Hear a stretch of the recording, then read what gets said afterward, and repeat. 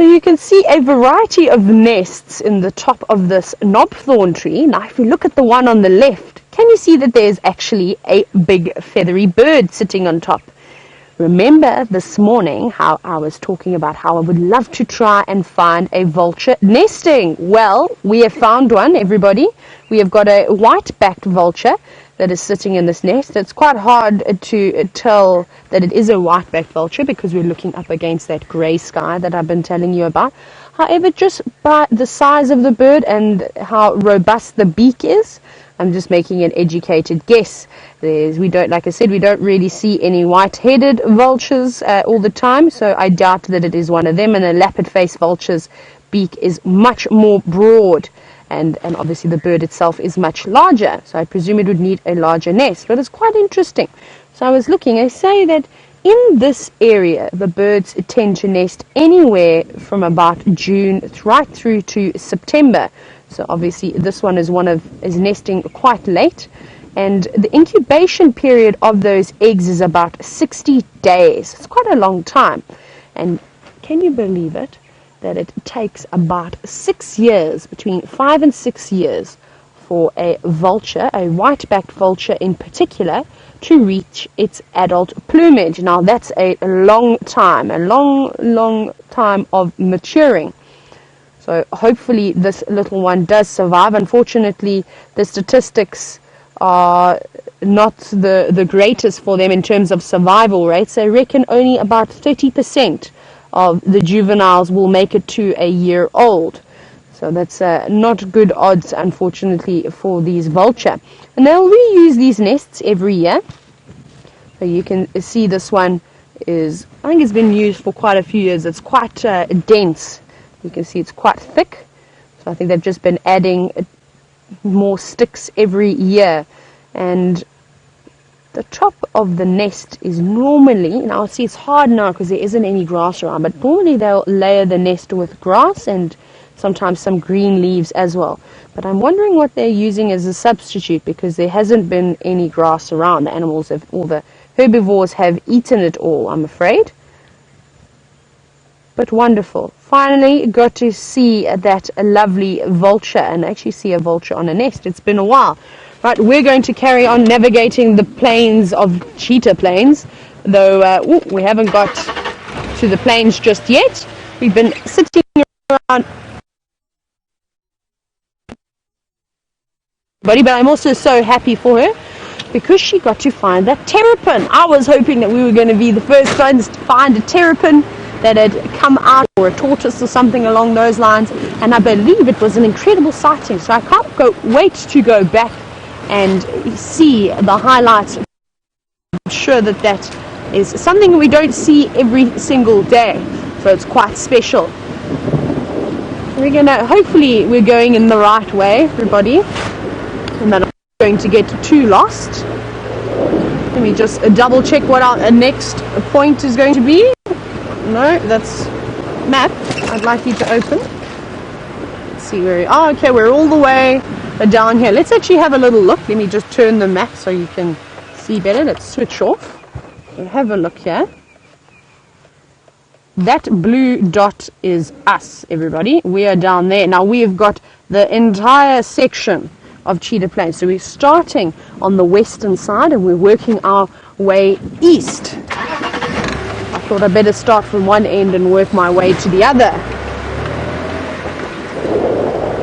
So if those of you who have been watching the show for quite a number of years, if you remember any special sightings or anything along those lines where you think we could particularly find certain animals, maybe you've seen the same animals in the same spot for a few times, let me know so I can go and visit those areas. Are there any jams that you'd like me to go and have a look at? I think we're coming up to one now, possibly. I did hear some frogs chirping in the background. It sounded like bronze cacos.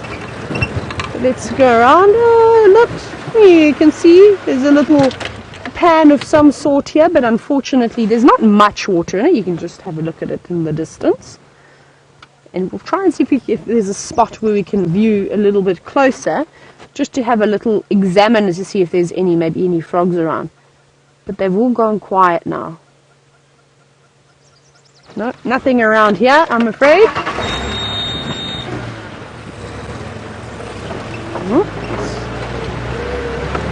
Oh, goodness. I can just hear the radio going crazy in my ear. Whose print is this?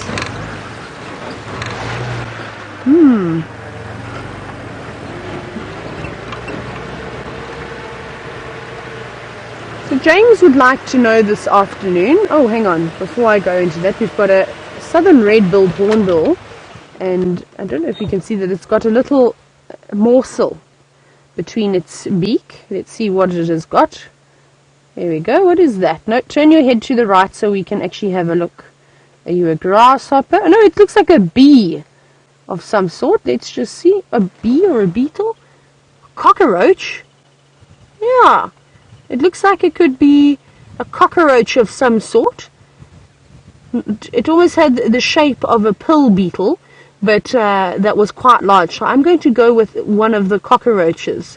Thank goodness southern red hornbill, because I'm not a huge fan of cockroaches, so you can eat as many of those as you like.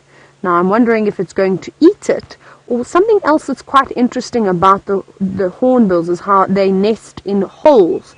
So the female will find a suitable hole in the trunk of a tree, and they will go inside there and lay their eggs, and then she relies 100% on the male feeding her, because they will fill that hole, the entrance to the hole in the tree, up with mud, and just leave a small gap so that the male can poke his bill through and pass her little food parcel. She'll also, through that little hole, she will take out all the fecal sacs and pop them out and try and keep it as clean as possible.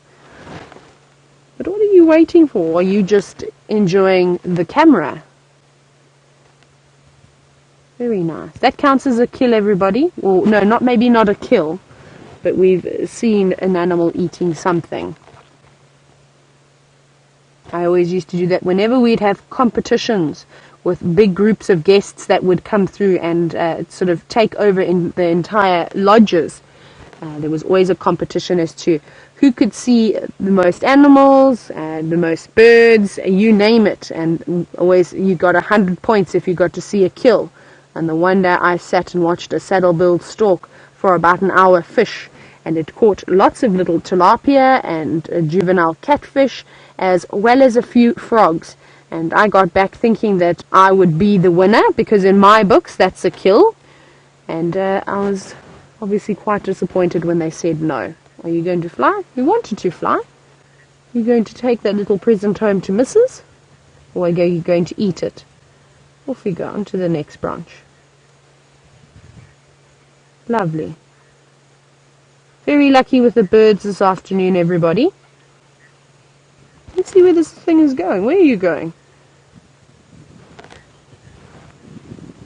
And you're off now. It's just bouncing around just in front of us. Oh, there we go. Nom nom nom. Gone. Eaten, everybody. Not trying to save it for the missus. Oh, that's nice. Out with the old and in with the new, I suppose. Lovely. Let's carry on meandering through Cheetah Plains. Right. So, sorry, James. James, just to get back to your question again. Sorry, that red-billed hornbill obviously got me quite excited now. James would like to know, firstly, when are we going to start seeing the foam nest frogs? I reckon in the next few weeks, because of all that water that's come around. We're going to see an explosion of amphibians. They're all going to be hanging around in the puddles, calling for each other, trying to mate with each other, and then of course after that they will start to lay their eggs. So I think we'll start to see the development of the foam nest frogs any time. Give it maybe 2 weeks or so. I'll keep an eye out for any nests as well and have a look.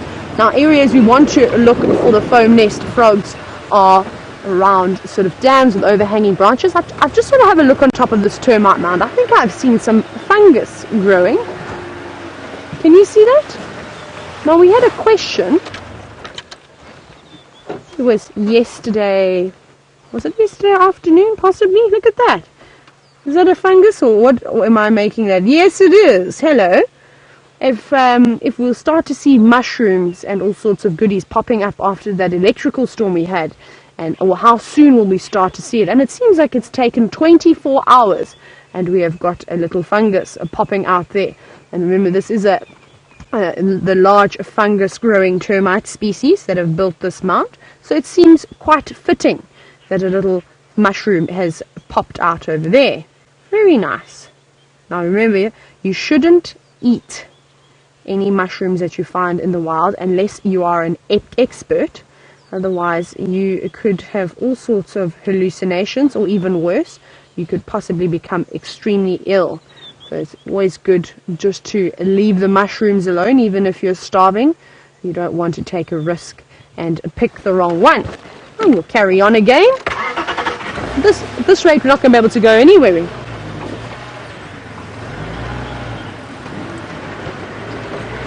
Now, I'm uncertain about what types of mushrooms we get here. I must admit I haven't had the opportunity to do too much research on the different species of mushrooms. But that's something that I'd like to have a look at. It's obviously quite difficult. And Cindy was actually wanting to know if there were any edible mushrooms that we get in this area. And Cindy, yes, I think there are. But even if I knew which ones were and weren't, I'd still be a little bit on the nervous side. I'd be hesitant and rather just go to the shops and buy a packet of the ones that I know I can eat. And we've got some impala and a waterbuck on the left of us. Hello. Good afternoon. You're not looking as freezing cold as you were this morning and yesterday. It's nice. You can see that all their coats now have softened. Not quite as fluffy and standing up like they were yesterday. They've obviously warmed up, and it's really, really nice temperature. Everybody, Jamie's got an amazing sound for you. I'll catch up with you later.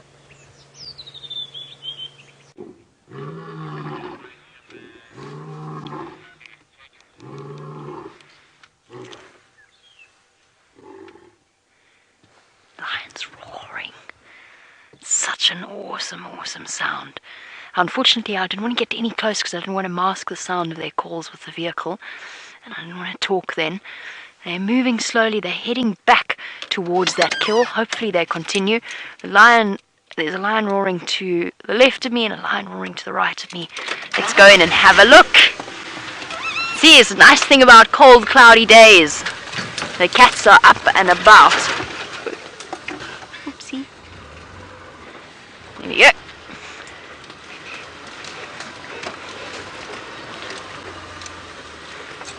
Okay. I think the lioness is trying to make her way back to the pride. And as always, the male is following behind her.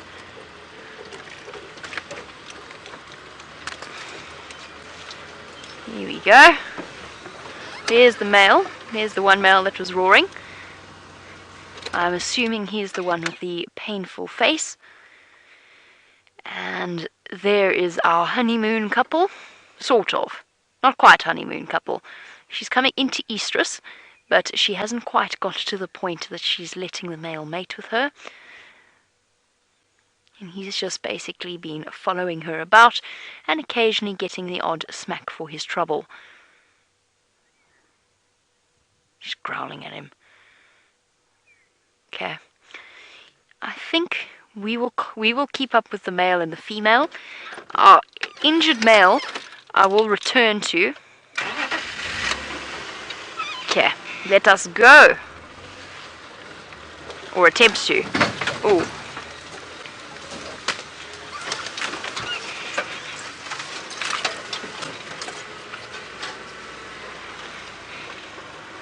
Are you two going to go right back onto the road? It would be very convenient if you did. You okay there, Dave? Everybody watch your heads. Okay, let's do this a bit more slowly because they've just settled down. I don't think they're going to be in the best of moods.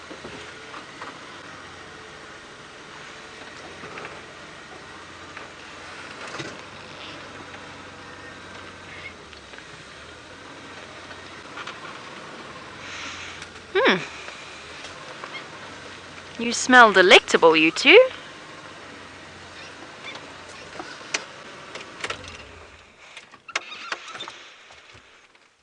There's a very warm scent coming off these lions. I think it's from the feeding off the buffalo carcass. They just smell a little bit unpleasant. It's a wet, dirty animal smell. I don't quite know how else to describe it, with a little bit of rotten meat thrown in for good measure. Here's our Birmingham boy, the courting male, who is the gentleman with the split lip, if I'm not very much mistaken. Seems as though Blondie, or the male that Tayla was with this morning, hasn't joined up with the others. Big yawn. He's got a fresh cut on his lip, and that is probably from the lioness. Oh, beautiful yawn. There's nothing quite like a lion roaring, is there? I mean, yawning and roaring. Another big yawn.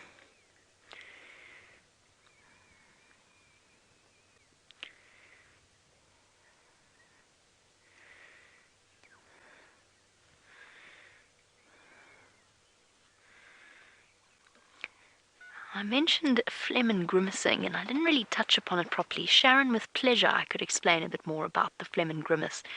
All animals do it, or most animals do it. The organ of Jacobson is an organ that sits on the top of the roof of the mouth of animals. In mammals, it's actually officially called the vomeral nasal organ, but it generally is just referred to as the organ of Jacobson. More correctly, that's in reference to reptiles, but we usually just use them interchangeably. So the organ of Jacobson, we still have a residual one, but we've lost the use or the need to do it. And it sits in the roof of the mouth, and it has an incredible bundle of nerves attached to it that runs into the brain and allows the animal to essentially taste the smells.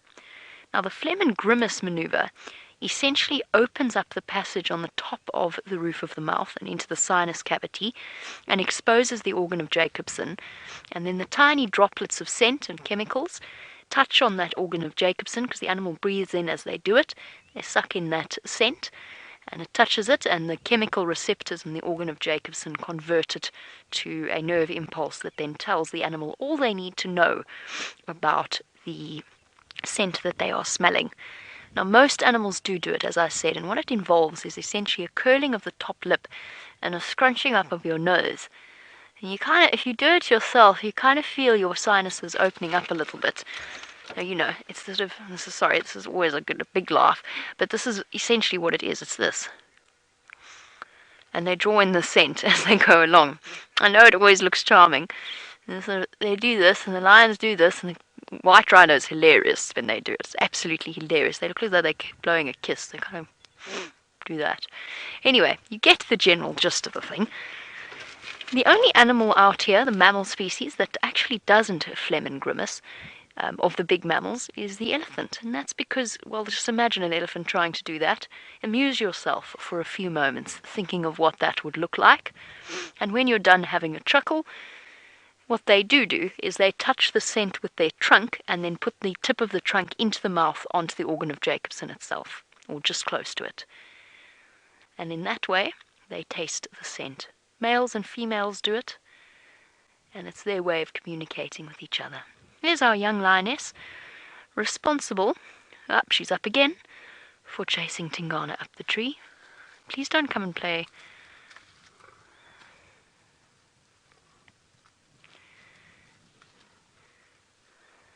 Peekaboo with my vehicle.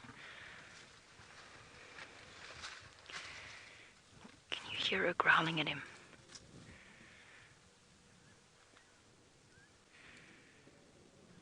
There's the other lion. There's a third male coming. He's south of us, but he's going to come through. He's roaring from Gowrie, Maine. And let's go back to these two, because she's going to give him a smack if he's not careful.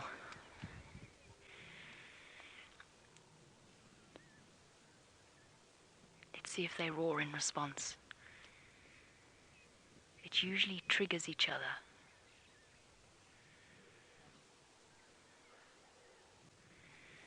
Well, he's a bit more interested in his personal life right now.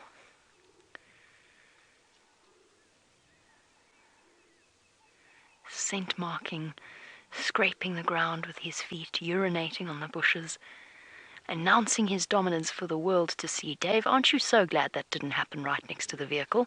I know I am. It wouldn't be the first time we've been scent marked by a lion accidentally. It does happen. It would for all the world be a lovely couple scene, if not for the fierce sounds of her growling.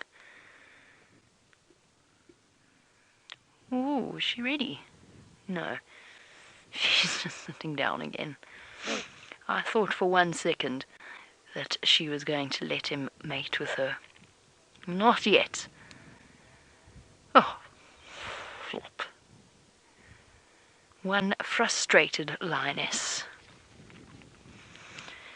So while we reposition for a better view of our lovely lions and see what they get up to next, and hopefully they decide to roar for us again, let's head back to Tayla and see how her adventures on Cheetah Plains are treating her.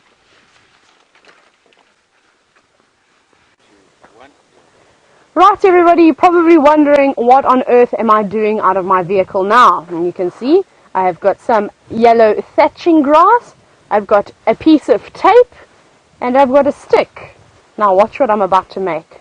I like to invent little things as we go about, and I don't feel too bad about pulling the yellow thatching grass out of the ground, because it is not very nice to have around. They sort of take over areas and nothing eats yellow thatching grass. Now I'm making this device because above me are some community nest spiders. Have a look. Now I'm tallish, but now I'm not tall enough to reach the tops of that net. Now I don't want to use my big stick because I think that I may damage the spider web. But what I'm going to try and do is I'm going to try and entice these community nest spiders to come out of their nest. That's why I've used something small like a piece of grass that won't damage them too much. Now watch very carefully. I can already see one. Let's see if the rest of them come out. What should happen, oh there they come, they're slowly starting, is a whole lot of them should actually come out of the nest in order to try and help take down some prey. Normally they're going after things like moths. Come on, I think they know exactly what's going on. Come on, there's more coming, they're slowly coming. Let me go down a little bit further. Give it a bit of a rattle. There we go, that's what I want. Come on, spiders! Show us! And there'll be so many in here. They can have up to about 50 in the nest. So I'm not sure exactly how many are here, and I'm feeling very brave for doing this because I don't particularly like, look at all of them coming now. How amazing is that? So now you can see that dynamite comes in small packages. I'm going to stop bothering them now. And even though they are quite small in size, they are still able to bring down something like a moth that could be 5 or 6 times their size. Because remember, strength in numbers. Now they're obviously quite disappointed, and I'm sorry spiders for doing that, but it was for research purposes. We all wanted to see what you look like because we often just see the nest. I'm going to come back to the vehicle, and I hope you enjoyed that little skit. I took my tape back, everybody. Mustn't litter when you're in the bush. You can bring it back to the vehicle, where it will live in my pocket now probably for the next few years. And I will always remember that a precious sighting of the community nest spiders. Oh my goodness, I'm coming apart now. I suppose that serves me right for waking up the spiders. Let me get plugged in. Where are you? Right, come out of my pocket. There we go. I can breathe again. I'm plugged in. Pretty amazing. So I just thought I'd have to show you those little spiders. Now we're still looking for anything and everything. We've probably only moved about 30 meters since I last spoke with you. I'm finding all these amazing little things that we don't normally see. Everything's sort of coming out now that the weather is finally warmed up, and after everybody was a bit shell-shocked, I think, from that cold spell that we had yesterday and the day before. I wonder what else is going to pop out in front of us this afternoon. Nice drainage lines along here too, which is always a good spot to look for a leopard. Even though I'm trying to take a break from the cats today and just appreciate what else Mother Nature has to offer. Those of you who I've ever guided before and have been on holiday know that I'm one of the cats. Now, a question that we've been having over the last few days, and I've spoken briefly about it, and Jen would like to know, when are the chameleons going to come out? Now, Jen, hopefully soon. It's starting to warm up quite a bit, and if you have a hot enough spell, you may even see them coming out a little bit earlier.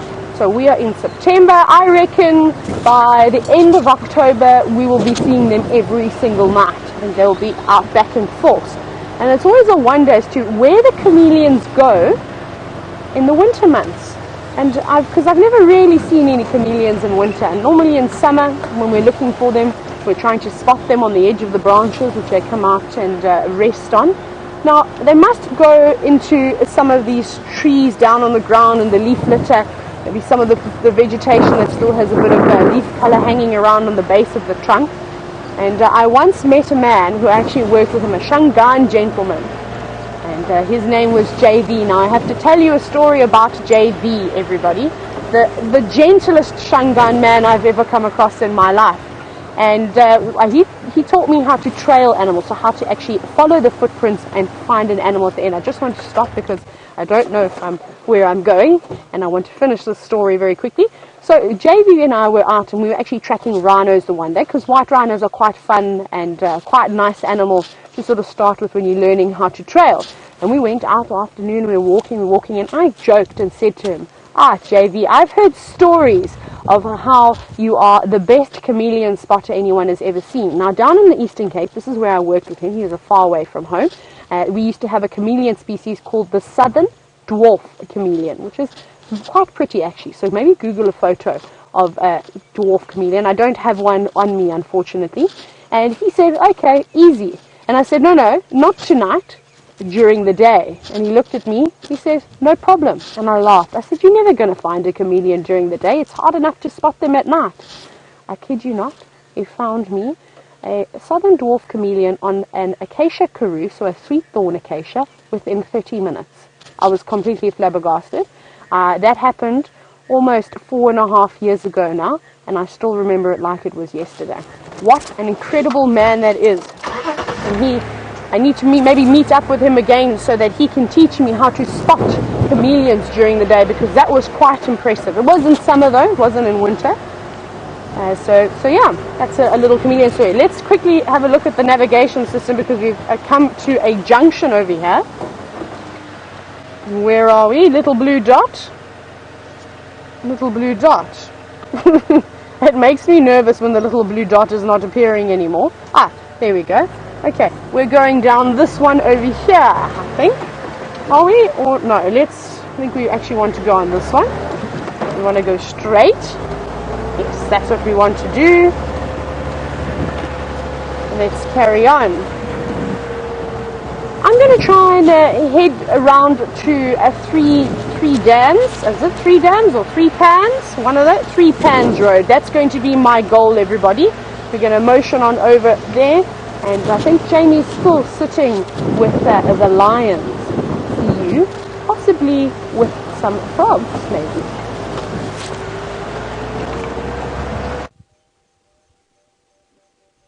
The joys of Cheetah Plains exploration. I hope that Tayla's having a marvellous time. Either way, I'm certain she's having a slightly better time than our Birmingham male. So far. Is your mic on? Lost me completely. That's first, unfortunately. Yes, my mic is on. Oh, that's off. Okay, there we go. I've got you on rifle now. Okay, cool. Alrighty, so I'm going to keep talking backwards towards the camera and watch the lions out of the corner of my eye. We figured out what the problem is, and it's a very quick fix, so bear with us for 2 seconds and it will be sorted out. Awesome. Dave, you're throwing batteries everywhere now. Dave just threw a battery at me. Not intentionally, accidentally. And we are good to go. There we go. Awesome. Perfect. Would you like your battery back? Yes, please. Okay, I'll just... Yeah, just pop it on your in your pocket. Right, sorry everybody for that explosion of sound. I'm so sorry everybody. As you know, we've had some audio issues. We do apologize. We are aware. We are desperately attempting to sort them out. They seem to be certainly better than they were this morning. Let's put it that way. Oh, our lions have settled down for the moment. There's always an interesting moment when lions walk past your vehicle like they did earlier. And I think you'd be very foolish. It's a very blasé guide whose heart rate doesn't jump up when you end up in such close proximity, especially to lions that are growling at each other. And whilst they never jump into the vehicle, you never say never. I've been doing a lot of thinking recently because we've spent a huge amount of time with lions over the last few weeks, and I read a really fascinating book about a journalist researching into the case of lions in the Kruger National Park and let's put it this way, their very unfortunate relationship with Mozambican refugees coming in through the border.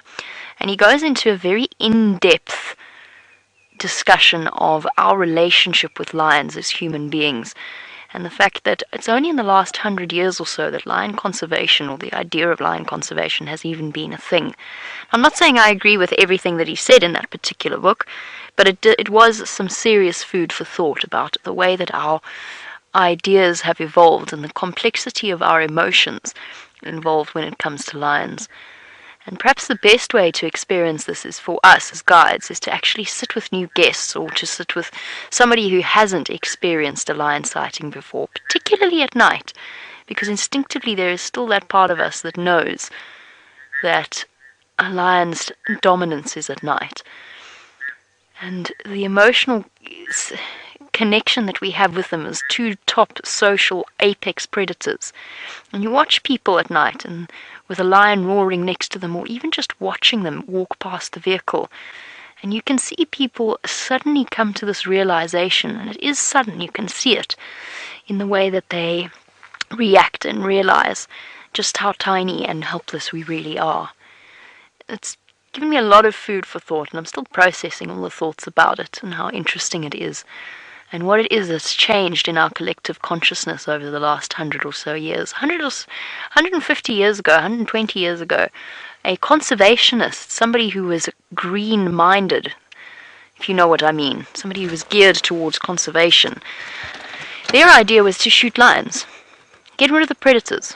They were seen as pests, leopards, jackals, wild dogs. Everything was this incredible thing that was just going to be, if we left unchecked, was going to exterminate all of the general game species, and that we had to protect nature by getting rid of them.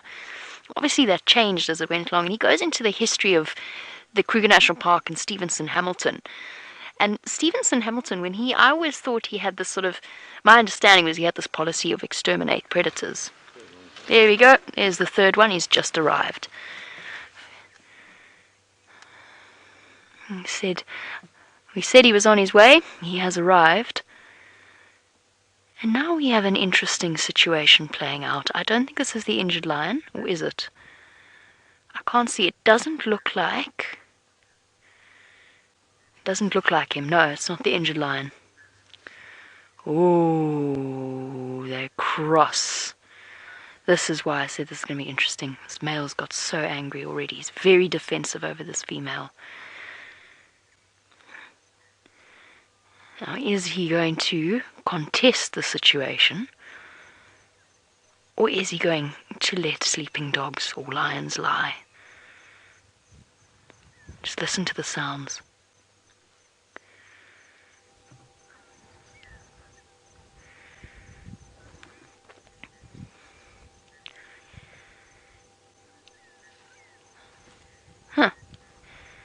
Head back down.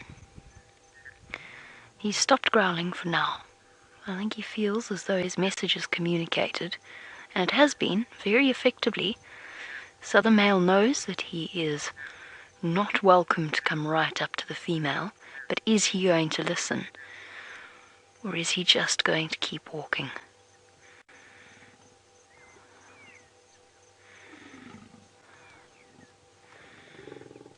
No.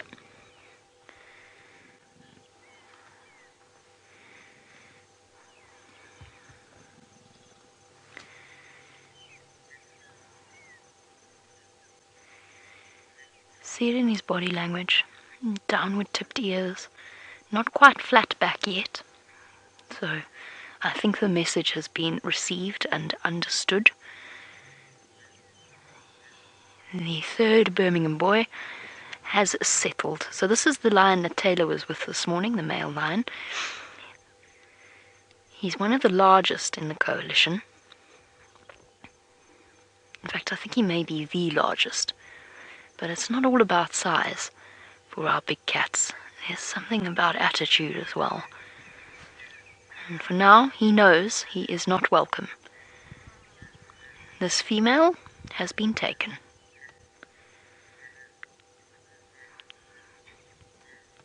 And a truce is reached. Fascinating that we get this opportunity to watch the dynamics at play.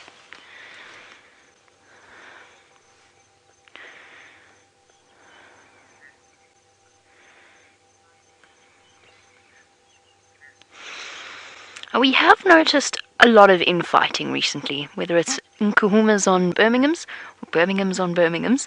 Debbie in Vancouver, you were wondering if the males will be more defensive and aggressive now that there are only 2 females remaining without cubs in the Nkuhuma pride. Will they be more aggressively defensive of them? I'm not sure. I honestly don't know the answer to that. When they first came in, of course, there were more than enough lionesses to keep them occupied. They basically could take one each with the Nkuhumas. And with the sticks combined as well, mating opportunities were thick on the ground, so to speak. Now, as you raise a good point. Now there's not that many options available. I don't think we're going to get a major spike in aggression towards each other. They're still a young coalition, they're young males. And this is their first year in power, so to speak, and I think they're still just figuring things out a little bit. I'm not sure that the number of females available is going to make a huge difference, but I could be completely wrong about that. And of course, it's not the sort of thing that you can go and necessarily research, because different lions, coalitions, will have different dynamics. Each and every single one will have a different approach. We'll have to wait and see. I would think that our third Birmingham boy, that is not visible from where we are at the moment, but he is not far away. Oh, hold on.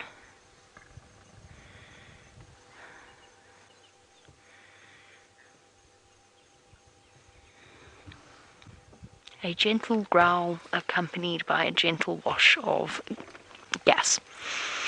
Charming. Thanks very much, mister. Is the third Birmingham boy going to come and join them? I don't think so. Sure, they really do not look like the pristine young boys they were a year ago, do they?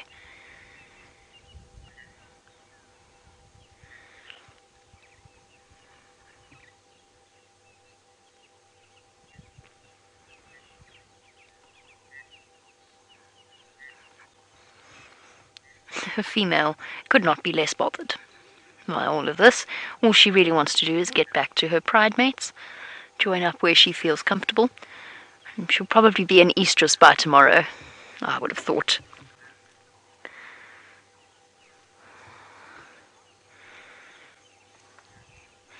And Sean, in Ireland, let's have a look at this male lion's eyelid. You said that it looks as though there might be something wrong, that it's drooping or overgrown with hair. It doesn't help that he's dozing now.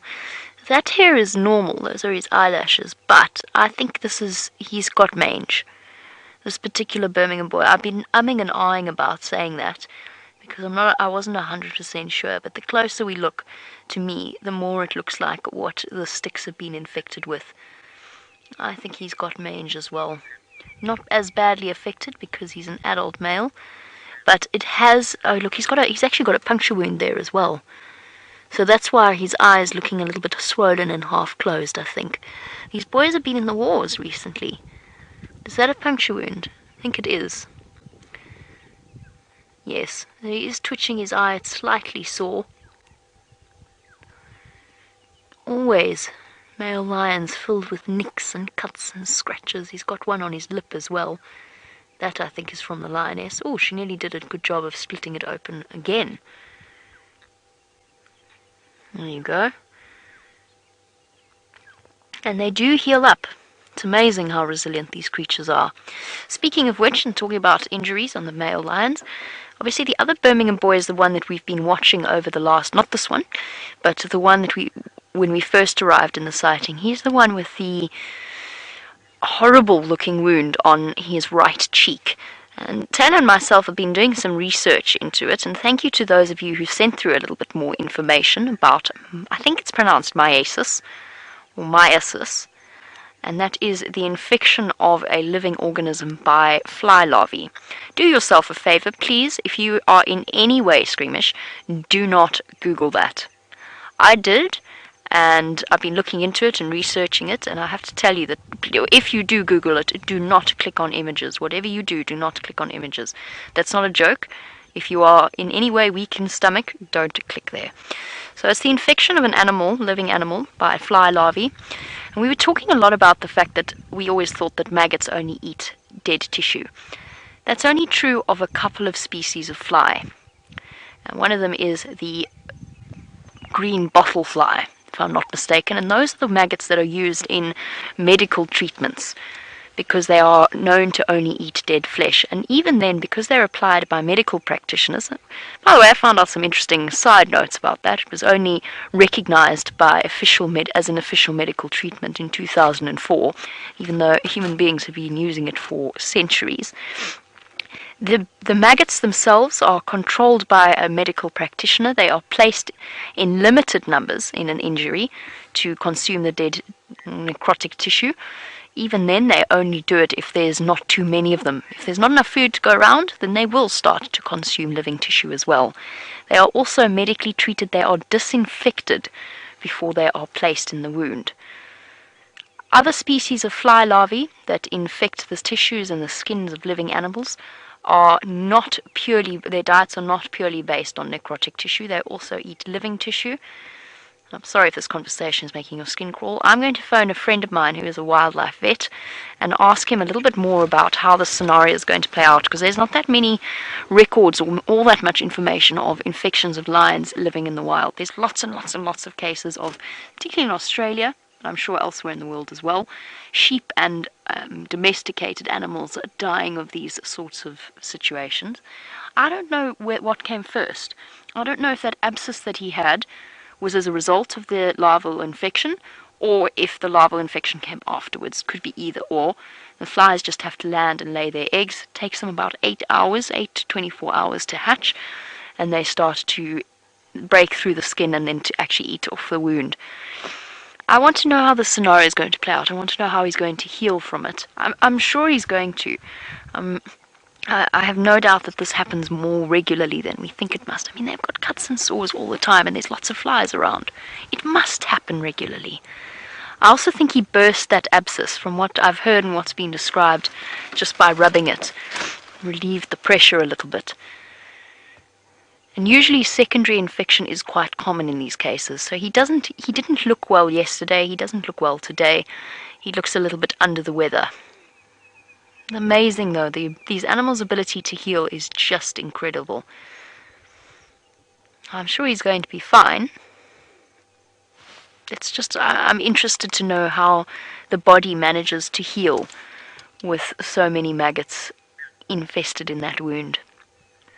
So I'll let you know how that conversation goes. I'll try and chat to him tomorrow if he's available. See if we can get a little bit of further information.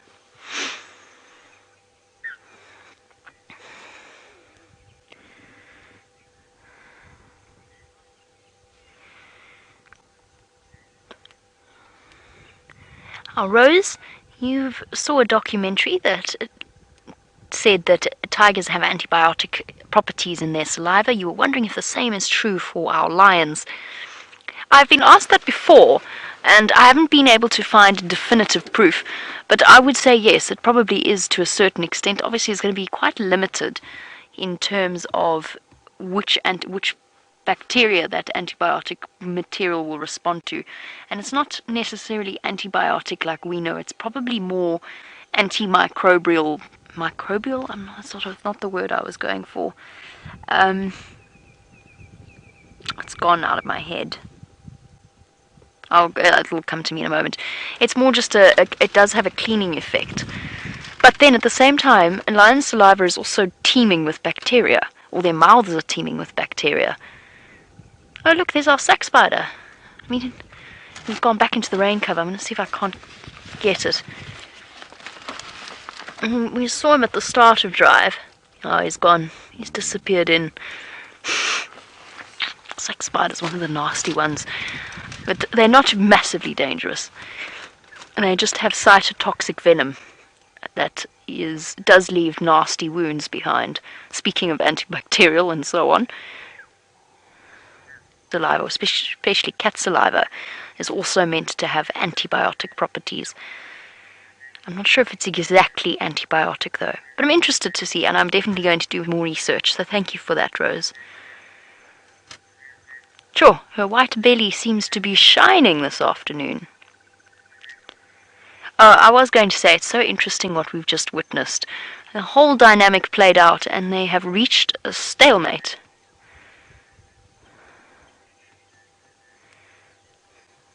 And he has established by just a few growls his dominance over this female. Now, speaking of diseases and such things, Christine, you were saying there's so much excrement in the bush. Does disease spread through watershed?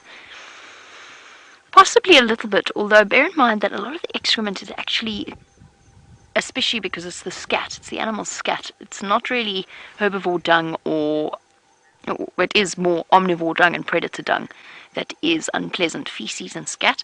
A lot of it is actually consumed very, very quickly by special types of insects that break it down. There's special types of dung beetles that are geared towards, you're saying a jolly good paw lick, that are geared towards the breaking down of animals' scat. But yes, I suppose it's possible that disease does spread in that manner.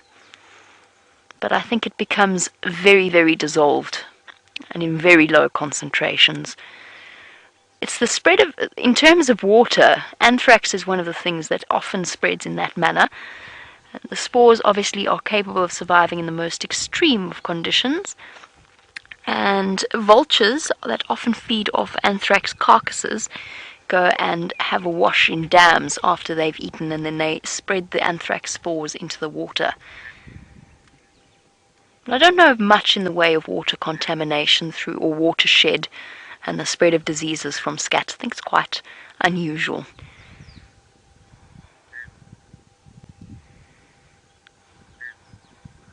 I had a thought, by the way. It's actually quite an exciting thought, looking at the bottom of the lion's feet.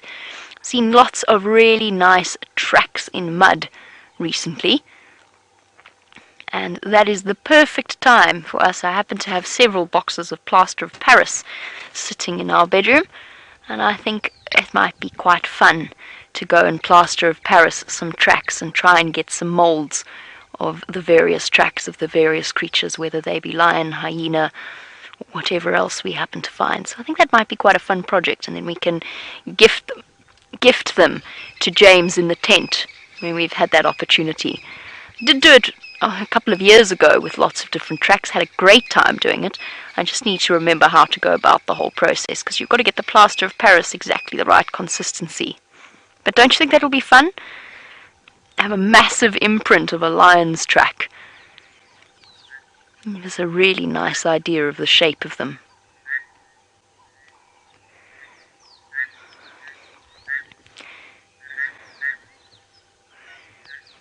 While we sit here in the peace of the African evening, let's jump all the way back across to Tayla, who I think is discovering the joys and the beauty of Cheetah Plains.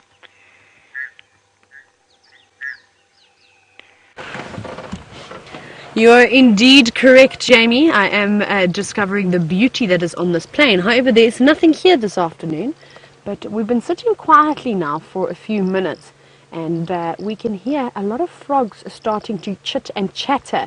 Now, what I'm hoping is that I'm going to get off just now and be able to catch one of them for you.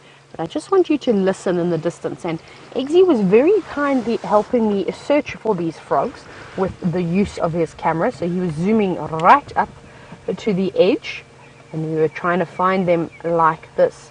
Now typically these frogs like these little islands that you can see. They sort of rest up on the side of it, so that if they do feel any danger, they can leap back into the water. Now, it's quite frustrating when you're looking for frogs, and that's why we wanted to do it with the camera first, so that if we could find one, it would give us an indication as to where I need to go. And also, if I can, I don't want to have to disturb the little creatures.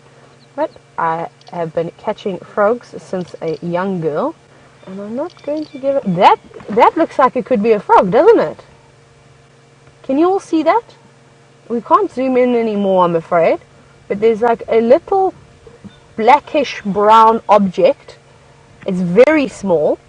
And to me, that looks like a little frog. Okay, what I'm going to do, I'm going to walk over to that area. Keep an eye out. I think, stay zoomed in on that. And you're going to be able to tell me if it jumps or not.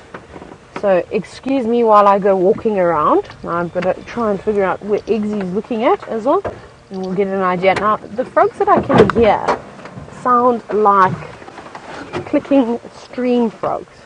However, my frogs are a little bit rusty. I could be making it up, so I'm going to go around. Let's go and have a look.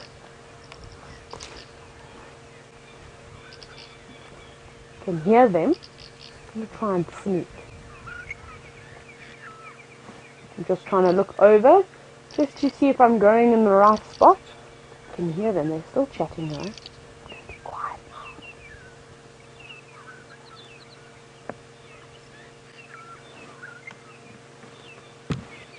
Just checking Eggsy to let me know if I'm in the right spot.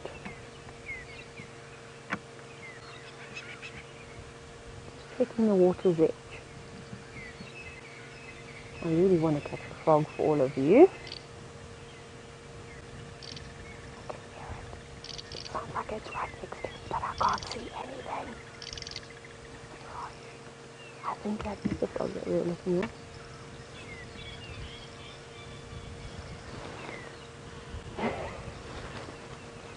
Is this what I was looking at?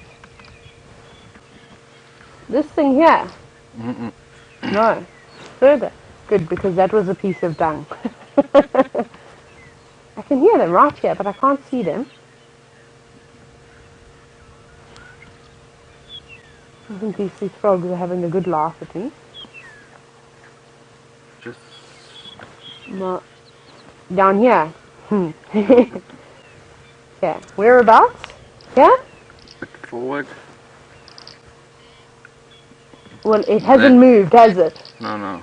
It's obviously some dung that I've got here. Hang on, I can hear some more though. I'm going to just stand over here and look in the distance because I can hear them calling. Now, if it is a clicking stream frog, they are tiny little frogs.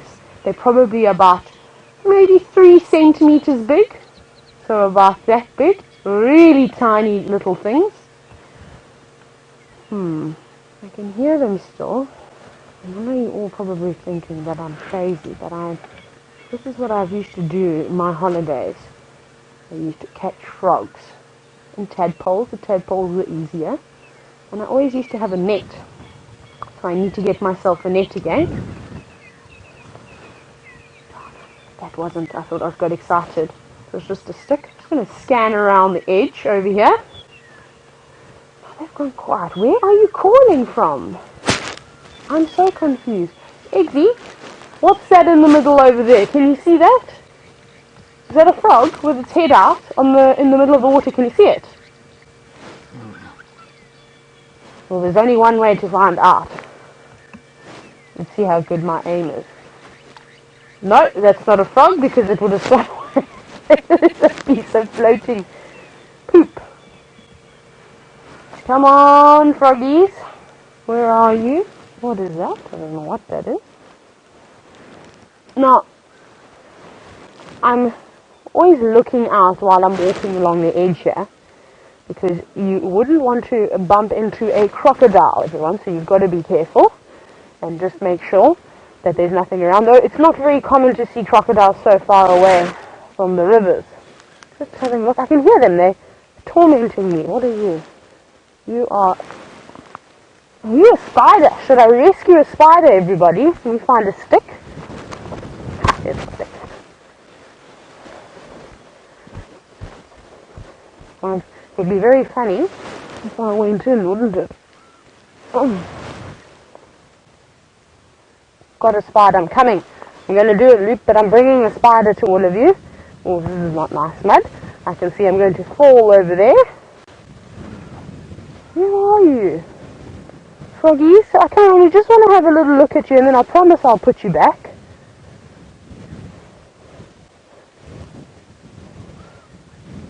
Checking this little...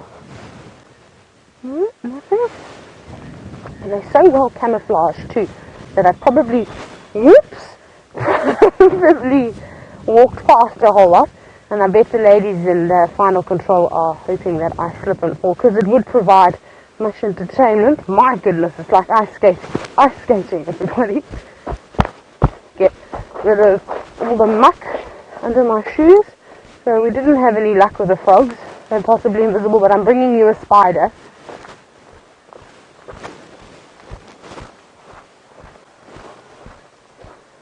Can you see that spider on the edge? Can you see it? Is it awesome? Nice and close. I have no idea what spider that is, everybody.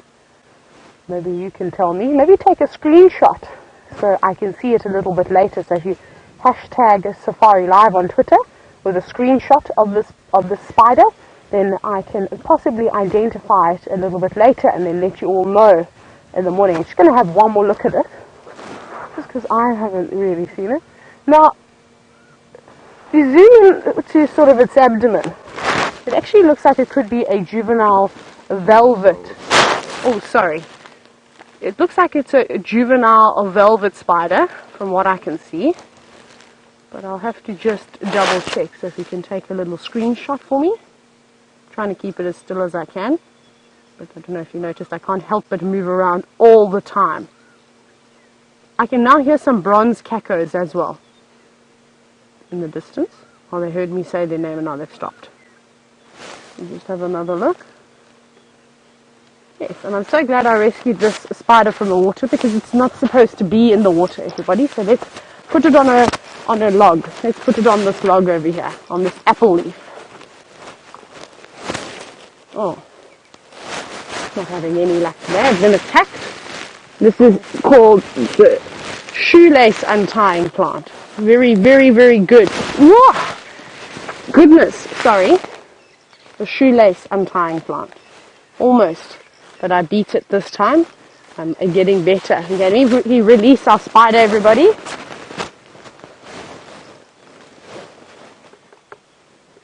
No, you don't want to go off. I don't want to touch you, though.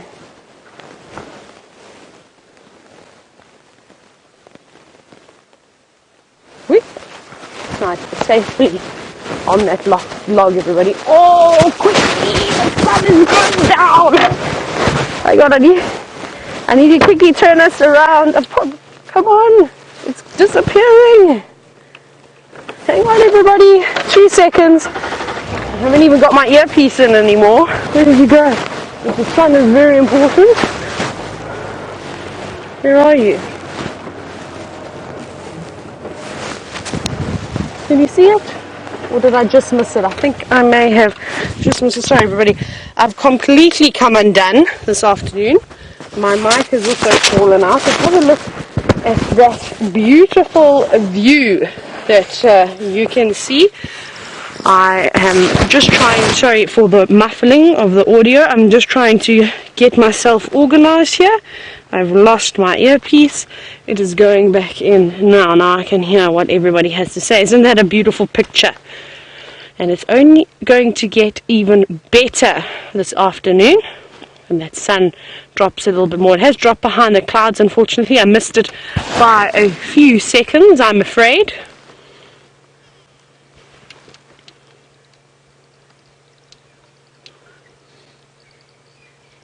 It's not good, I can't hear anything.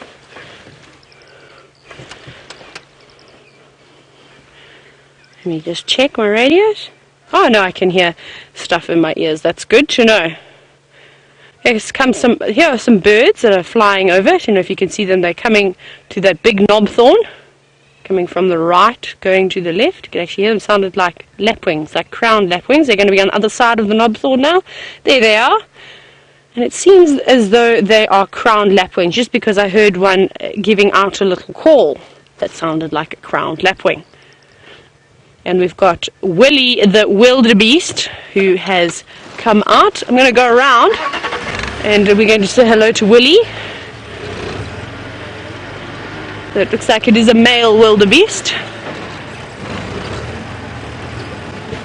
Oh, sorry. I believe I'm too late and he has been named already. This is Gnorman. Some of you may know him, Gnorman the Gnu. And he's got a lovely territory in this area. Let's go around and maybe see if we can get a better look at him.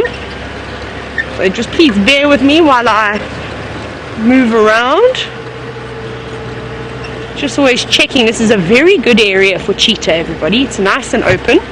And the northern Sabi Sands don't seem to have too many open plains, I'm afraid. So out here would be a wonderful spot to see a male cheetah on the hunt just before the sun goes down, but I think that may be asking a bit too much. Hello, Gnorman. He's now stopped and stared at us, but we're going to have a good look at him now. Sorry, everybody, I'm very disorganized. I've come undone. I need to realign everything at some point. Or maybe Gnorman's going to walk right up to us. He seems like he doesn't have a care in the world. Hello, there he is, and with a beautiful sunset in the background. Isn't that nice? I think you all have probably missed the sunsets and the sunrises over the last few days. Gnorman? I think Gnorman's going to come right here. He's a big bull. He looks like an older chap, like he's lived a little. Let me go forward past this tree. That wasn't good positioning by me, and that was also not supposed to rhyme, but I'll take it. There he is. Some of you are also probably thinking, what is this poor Gnu doing all on his own? Now he marks and defends a territory. So he's quite lucky. He's basically going on an evening patrol now, just making sure there's no newcomers trying to poach his area. He's got lots of pans of water, and soon we're going to see lots of grass coming through here as well. So the ladies, the lovely lady wildebeest, will be coming in big groups, I presume, to have water and a nice green grass coming through all in one spot, and a layer of trees on the outside. He's a lovely looking wildebeest though. He's quite large. Gnorman. And I just want to say thank you to everybody for sending in all those screenshots of the spider. Like I said, I think it is possibly a velvet spider, but I'll have to do a little bit more research. If you want to Google it maybe as well and just have a look for yourself, but that abdomen is quite specific. Let's have one last look at Gnorman. I need to reposition again. Just going to swing Wendy's bum out and then we will have a look. Not a worry in the world. And all those clouds as well in a few moments are going to light up quite beautifully, which will make for a very nice shot. You can see they're slowly catching the rays as the sun goes down. Very nice, with Gnorman making his way through. He's not going anywhere quickly. Look at those short little steps that he's taking. I think he could be an old, tired wildebeest. Maybe he's spent his entire day chasing off some young fellas, and that's why he's walking like he's done about 300 squats. He's doing the shuffle. It's a hard territory to look after though. It's quite a big piece of land. And I can imagine you mustn't feel too safe when the lions come around this area. Oh, sorry. Turn that down a little bit, and off he goes. Oh, it's better for the wildebeest though at night, or any of the herbivores If they want to avoid being eaten by predators, the thing that they'll do is during the day they'll spend their day in the thicket, especially if it's windy, and now at this time of the year there's not much grass around. So he is also spend a lot of time there feeding on all those bits of grass. And I'll finish with that story now. Look how he's rubbing up against that tree. Now he's probably doing it for two reasons. Because he did it for such a short time, I reckon that he was using that stump to mark his territory. They've got glands called preorbital glands that are just below their eyes. And if you see a wildebeest for the first time, you sort of think, do they have 4 sets of eyes? Or 2 pairs of eyes, sorry. And no, they don't. It's their eyes and then the preorbital gland. So he was most likely rubbing that secretion that comes out of that gland and onto that little broken piece of tree. And that's where he was going exactly. So maybe he's been marking it for a while now. And as I was saying, earlier, it's quite nice to have these big open plains, because at night, even if it is windy and you've done eating, it's good to come out to an open area, so that if a lion or a leopard or whatever may be hunting you wants to attempt to hunt you, at least you've got a good chance of seeing its silhouette coming towards you. If you're going to spend your evening in a dense sort of shrubbed area, that lion or leopard or hyena has got a good opportunity to try and sneak right up to you without you even knowing that it was there. Let's see where he's going next. Is he going to his next tree? And the second thing I was going to tell you is that he could also possibly just be having a scratch. But I think, here we go, look, he's going to do it again. See? He's obviously got his route that he's marking.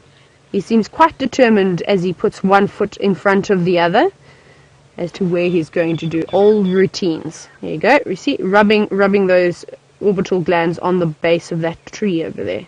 Yes, just a quick one. Now where you're going.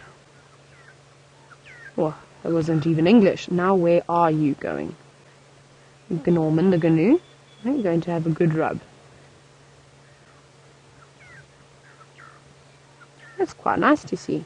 Normally you'll see them doing it on blades of grass, but I suppose there's no grass for him to do it on, so he'll have to settle for a tree. And I'm going to step over this log and carry on going. He's not letting anything come in his way this afternoon. I'm going to do it again. I'm going to reposition again, everybody, just because that is quite an interesting behavior to see. Oh, no. Oh, too tight. Sorry, Wendy, old girl. Being a bit rough with you this afternoon. Now we can have a better view of him. Maybe you get some good shots there.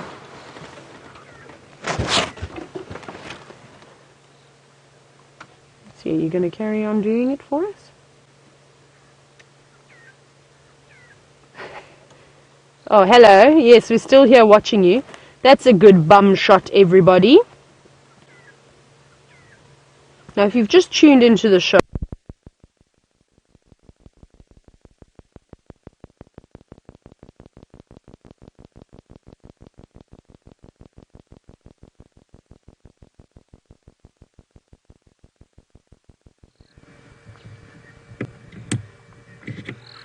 Yep. sorry everybody, can you hear me now? No, just hold on. Hello? It's battery. Just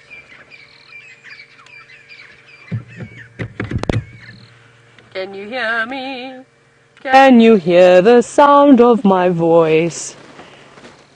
I'm back, everybody. Sorry, we had a little bit of a technical difficulty over there, but we are all back and we are sorted again. So I loved the way that Norman stared back at us. Oh, now what you're going to do? Hey, I've got to go forward again. I keep getting these little shrubs in my way, but we've got a gap. Let's see. There we go. That's a nice little gap between the little shrub and the dead tree. You know, not Norman. Carry on as you were. Yes, I'm talking to you. I must apologize, everybody, for my audio issues. I'm not sure what are going on this afternoon. It's possibly because I was out trying to catch the frog, so it could be my fault. I am very sorry. But at least we've got Gnorman to keep you all company. No, there's no grass down there. Right, everyone. Gnorman, thank you so much for coming through and filling up the plains here at Cheetah Plains. I think let's go back to Jamie and see if anything has developed between the Birmingham boys.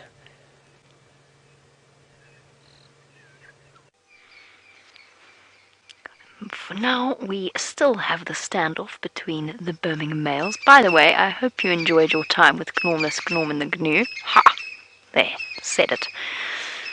Our male lion has got his head up, and I'm really hoping that at some point he is going to give us a roar. I said that yesterday evening, and there was not a peep from our male lions or our female lion. I'm hoping that this evening might be different, since they've already vocalized for us. I'm hoping that they might do it again and give you an experience of their earth-shaking roar. I'm not joking. You feel the vibrations through, well, if you're sitting next to a lion roaring, you can feel the vibrations through your chest. He is up. And I'm still wondering if he's not contemplating whether or not it's worth going to investigate that female.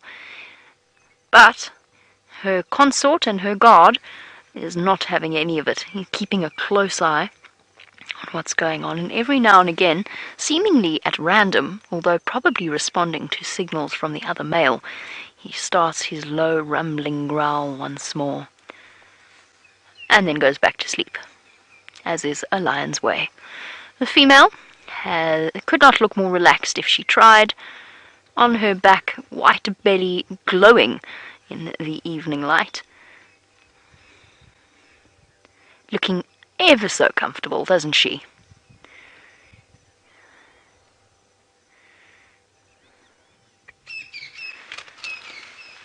And Cameron, who is 6 years old from Ohio. Hi, Cameron. It's wonderful that you are sending through your questions and that you are enjoying the sightings with these amazing animals. You wanted to know if lions enjoy lying in the dirt a lot. And they don't really have a choice. They do spend most of their time lying in the dirt. I have noticed that they quite often like to lie in sand or slightly more open patches, but sometimes I see lions lying in the weirdest places. When you look at them and they're lying underneath a thorn tree, for example, and there's maybe a nicer place to lie just a couple of meters away. So their skin is really thick and really much tougher than ours, so it doesn't bother them too much where they settle down. One of the nicest things to see is when a lion's lying out in the open on a rock. There you go, Cameron. Lions don't mind the dirt at all, and they're capable of looking far more comfortable than I would look if I went and lay down in the dirt. But I suppose nobody's given them beds to lie in or seats to sit in, so they have to make do with what they have. Leopards are exactly the same. In fact, all of the animals out here aren't too bothered by a little bit of dirt. Our Birmingham male has his head up once again, blinking lazily. Heads up is a good sign. I wonder where the fourth Birmingham boy is. We've got all three together again for the first time in a long time.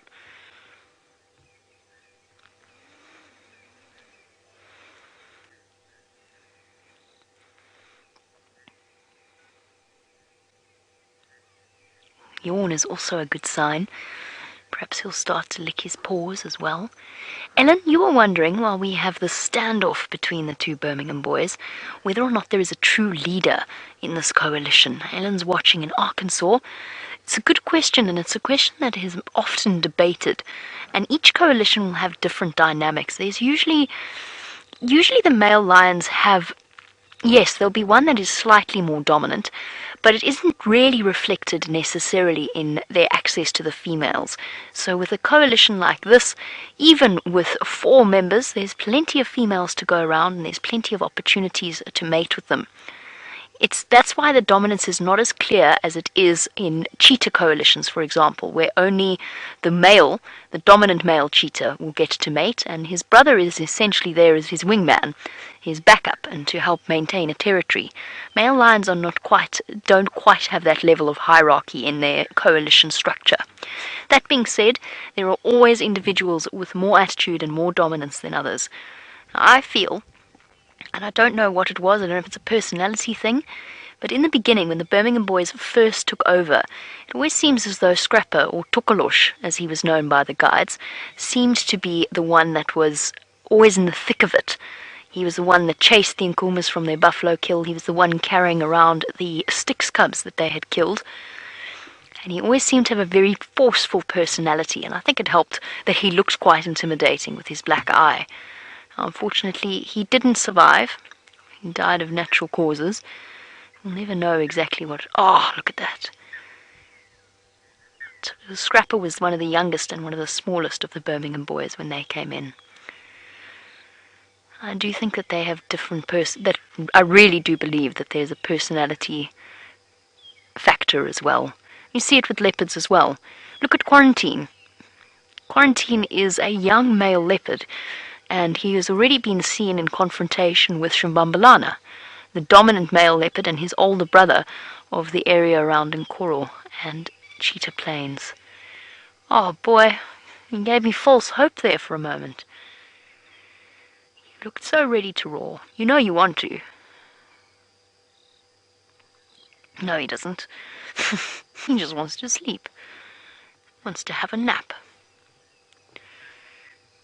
I did want to go and check up on the third Birmingham boy, but I'm a little bit concerned we will lose track of these three if we do. The lioness, I think, is going to keep trying moving as it starts to get dark. I was hoping that he might have decided to come and join, especially when the third Birmingham boy showed up.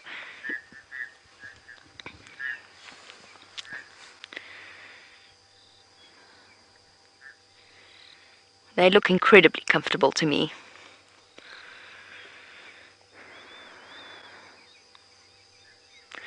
Alice, you're wondering what happens to a lioness that can't have cubs. That's a really good question. I saw it once. Look, it's a very different situation, very different scenario. And I don't know if that particular incident is translatable into this kind of context. And I saw it once in a closed system, not here, not in this area at all, but with a lion pride where they were researching into contraceptives. Because out here in South Africa, if you have too many lions on a closed reserve, not in a system like this, but on a closed reserve, you can actually do serious damage to your general game population and your other predator balance. So there are a lot of small reserves, and small reserves, whilst not ideal necessarily, form a hugely important part of South Africa's conservation. They make up a massive percentage in terms of protected areas if you combine them all.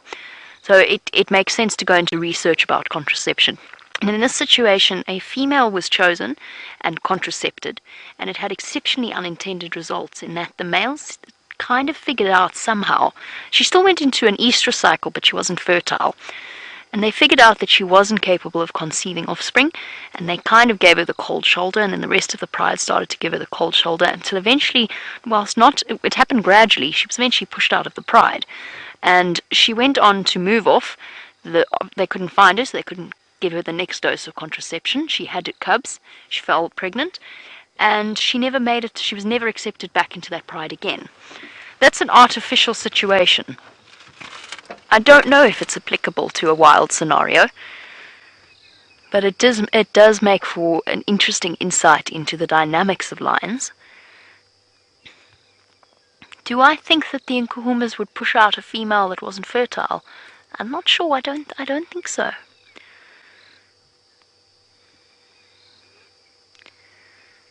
She might just become... Well, she'd just stay a member of the pride, and the lions might not mate with her, the males.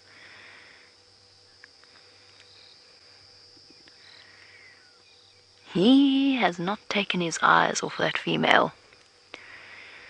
While we wait for them to decide what's happening, spring is in the air all around, not just with our courting lions, and it seems as though Tayla has found you something pretty to look at. That spring is in the air. Now, as you have seen, we have got a lovely little morning glory that has popped up after the downpour we had 2 days ago. Isn't that beautiful little flower that's come through? And that's another thing that I cannot wait to see, is all the different flowers that are going to start peeping through the ground and add some color to the bright green grass that will accompany it. Now, unfortunately, the sun has set and it wasn't as spectacular of a sunset as I was hoping. You can also see all those little bones in the background. It was most likely a buffalo or a kudu or something along those lines that was killed in this area. I think there were quite a few different things. I've been seeing lots of bones along here on the plains of Cheetah plains, and I can actually see the buffalo skull up ahead, and I thought that was quite ironic how we had all those bones laying around and this beautiful piece of life coming out of the ground. So I don't want to drive over the head of the buffalo skull.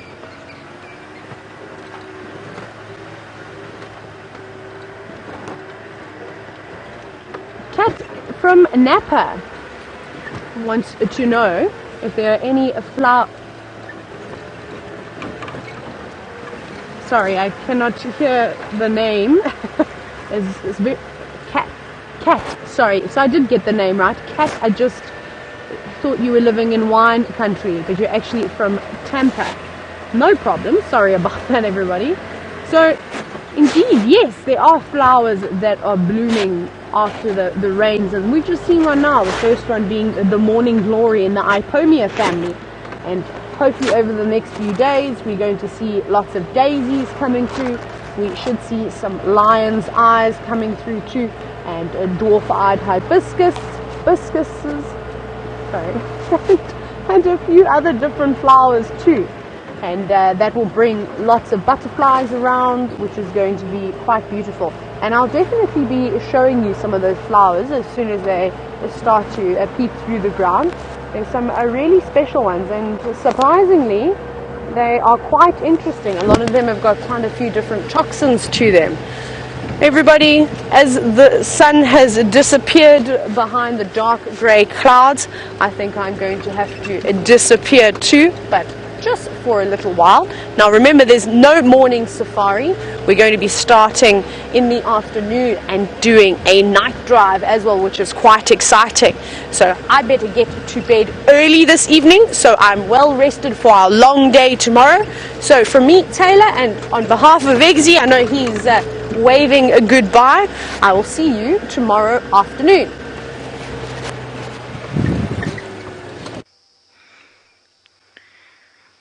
I'm not sure about you, but I am amazingly excited about the events of tomorrow. I can't wait to see how it all plays out, and who knows, perhaps you'll be with me for the very first aardvark sighting. And I mean the very first aardvark sighting of my life, since I've never seen one. And of course, trundling about at night is going to be the perfect time. And we're so lucky in that it coincided with our first rains. So who knows what incredible things could happen out here at night. For the first time, I think we're going to get a really nice idea of what happens while we're all tucked away safely in bed. I'm so excited. Dave, you excited? Oh, yes. Oh, yes. Very excited. But yes, I think an early bed tonight. Early bedtime. We haven't had the luxury of napping all day in the same way the lions have. So I think a good night's sleep will do us well.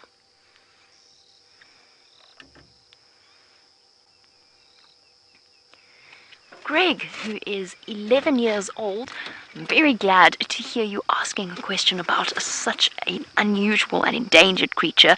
You want to know if we've ever seen a pangolin before. I have seen a pangolin before, not while I've been here, not whilst live. But Dave has. Dave spotted one with Brent on Cheetah Plains one day, and everybody was so incredibly excited. It was an absolutely amazing day. I was on the other vehicle, and I was the one linking across to Brent, and there was much excitement about the pangolin, and that is something that we might have a chance of seeing over the next few days as well. We know they're here, we just never get to see them. As our lioness stretches and moves around, I don't think our lions are going anywhere just yet. And unfortunately, unless they roar in the next 50 or so seconds, we'll have to wait until next time. Because it is that time of day once again where it is time to say a farewell and a thank you to all of you. So a big thank you to Dave for his wonderful camera work as always, as well as to Lou and Rebecca in Final Control, our fantastic tech team, Connor and Alex, and most importantly, a big thank you to all of you joining us across the globe. Your questions and your comments are what keep us going and motivate us, not that the animals don't, of course, but we are massively appreciative for them, and we thank you for your interest. And I hope you have a wonderful day wherever you happen to be in the world. We'll catch up with you tomorrow on the Sunset Safari. Exciting stuff. See you tomorrow.